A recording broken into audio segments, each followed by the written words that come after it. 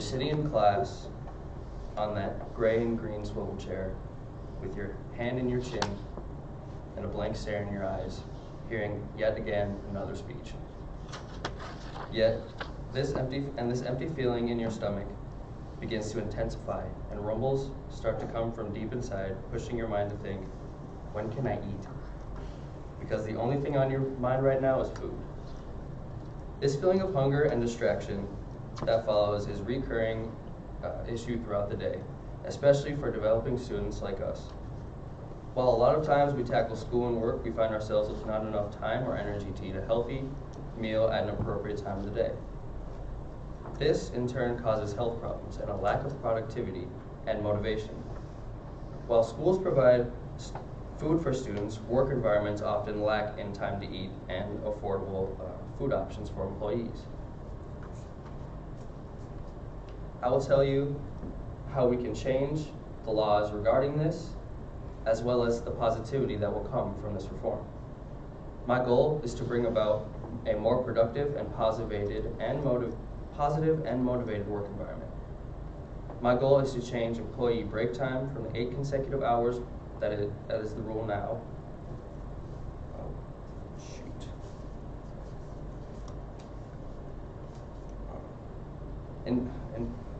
In Minnesota, the laws regarding this need to change. Currently, according to the Minnesota Department of Labor and Industry, the state law requires employers to provide restroom time and sufficient time to eat a meal. If the break is less than 20 minutes in duration, it must be counted as hours worked. And mealtime only applies for employees who work 8 or more consecutive hours. And this 8 or more consecutive hours is what needs to change. My goal is that restaurants and food businesses must provide meals to employees that are affordable or free with a 50% discount on food items. If we can achieve these tasks, we can all be more successful every day. Towards the end of the summer and the beginning of the school year, I found my motivation levels to be way down.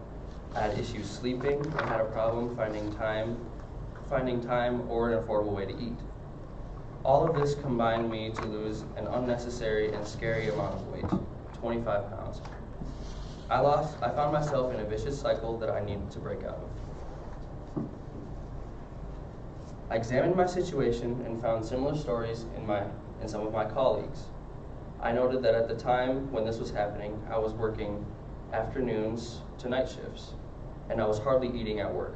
In the mornings, I would seldom eat, and I would seldom eat what I could, which still normally consists of a granola bar or something small. And lunch has never been an issue. I always eat around 12 or 2 o'clock during the day, depending on when I'm free from class and when I don't have homework. Dinner has always been an issue. I come home from class already mentally exhausted, with more homework to do than I could manage, and a trek off to work at 5 to 10 p.m. With still no food in my stomach, I had issues focusing at work, being productive and responsible. I'd miss simple orders, lose receipts, and forget to see someone. And honestly, I felt defeated. After work, I'd come home and I'd do as much homework as possible in a lazy manner and go to bed as soon as I could, leading me to skip dinner completely, maybe with a snack, like some crackers or something simple. And going without food for this long is not safe for a developing adult who's trying to stay productive and healthy. I had to ask my employer if I could eat while on the job because I was only working 5 hours a night, I wasn't allowed a break for food. Luckily, he cordially gave me the okay, and soon after, I was able to eat on the job, and my production levels went way up. I was motivated, and life just became easier. I asked myself, if I'm having this issue, then what means that other people aren't? So I spoke to Dr. Shelby from the Nutritional Weight and Wellness Center in St. Paul about productivity in the workplace and its relation to food.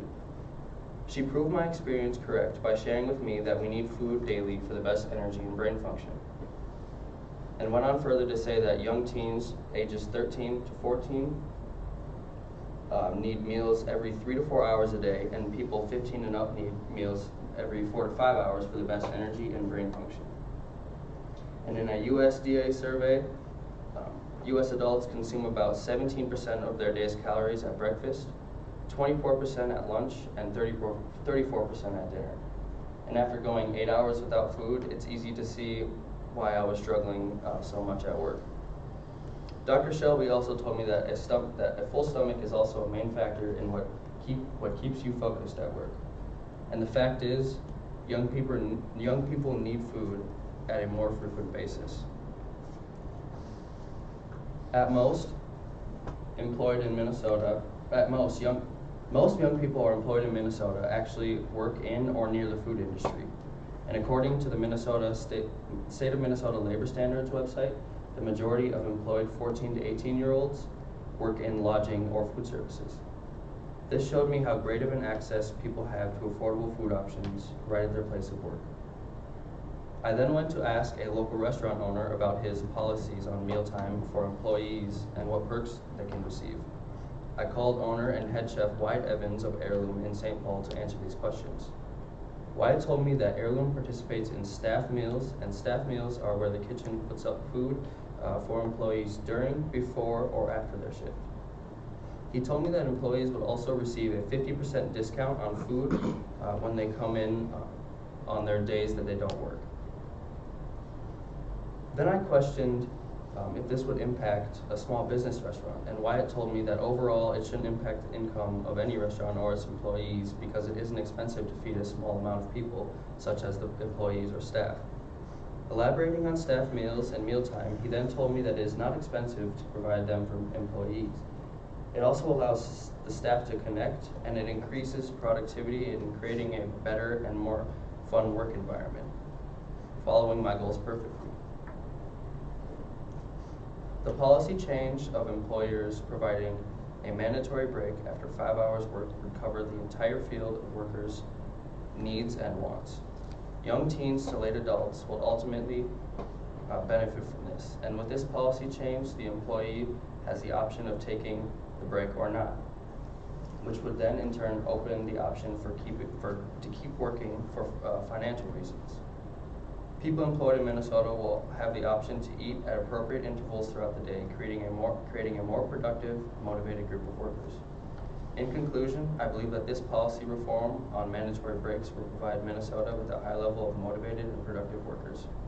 If my goals are achieved, we can make Minnesota the greatest place to work, because as the great motivational leader Paul J. Meyer once said, productivity is never an accident. It's always a result to the commitment to excellence, intelligent planning, and focused effort. Thank you.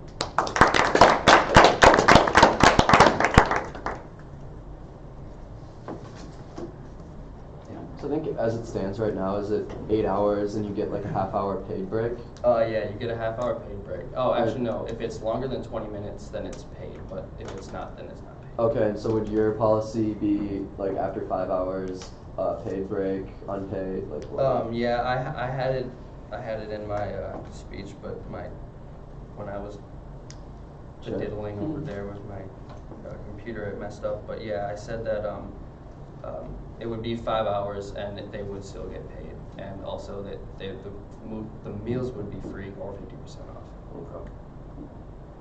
Okay.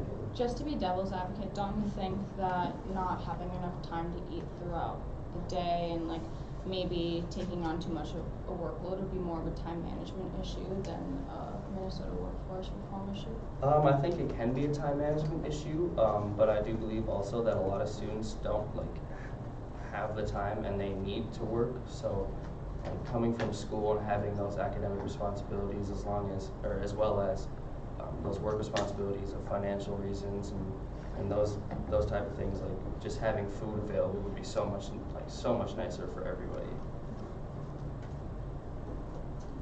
Yeah. So would like the length of the food break depend on how many hours you work? Yeah, so it would be, so for 5 hours it would be 20 minutes, and then like if you're working 5-hour shift, and then if you're working 8-hour shift, it'd be longer. How would you make sure that certain restaurants are like following through with this? That's an issue that I know is a factor now, because it's 8 hours, but I know a lot of places still don't allow people to take breaks, and paid breaks to be exact. And it is going to be a huge issue, but I think that if like a lot of employees were to report it or to talk about it, like it would start being a thing, especially for college students. It just help a lot. What would the financial trade-off for employers be to provide their employees with either free meals or discounted meals? Their benefits? Or what their, no, not the benefits, just like what, Like what would I'm come looking out of for, it? what's the word? I Financial don't, issue. yeah, thank you. Oh, so financial issues, I mean, like, well, when I interviewed Wyatt from Heirloom, Heirloom is like just down the road, it's a small place right next to Black Coffee and Waffle. He said that financially it's not that difficult to do. I mean, it's gonna benefit the restaurant because like there's less mistakes made and people are like more focused and ready to go because they're not focused on food and their mind is just more productive. And he said that it has worked better for them since. So it's an even better trade-off that if they're working better, they might make more money because Yeah. their employees are doing better. Right, and it's like employees can receive more tips if they're nicer. Right, okay. Okay, good.